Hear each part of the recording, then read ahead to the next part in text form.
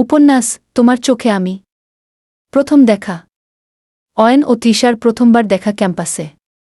দুজন দুই ধাঁচের মানুষ, একজন প্রাণচঞ্চল, অন্যজন শান্ত স্বভাবের।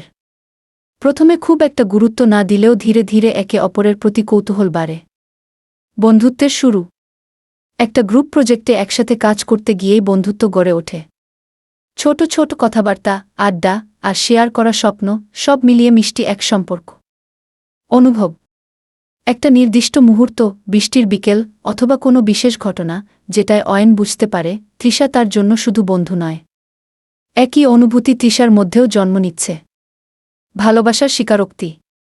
একটা রোমান্টিক সেটিং, বৃষ্টিভেজা সন্ধ্যা, ক্যাম্পাসের ছাদ অথবা নির্জন লেক, যেখানে অয়ন প্রথমবার তৃষাকে ভালোবাসার কথা জানায়। তৃষাও লুকিয়ে রাখা ভালোবাসা জানায়।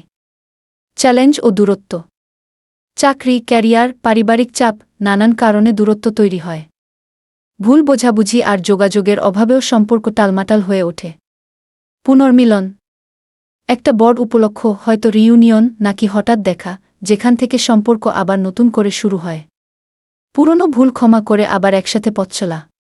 সেই বিশেষ দিন।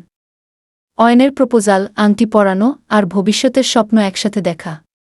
কাহিনী শেষ হয় সেই প্রথম জায়গাতেই, লেকের ধারে, ভালোবাসার স্থানে। গল্পটি সম্পূর্ণ পড়তে চাইলে কমেন্ট বক্সে আমার ওয়েবসাইট লিংক দেওয়া আছে, লিংকে ক্লিক করুন।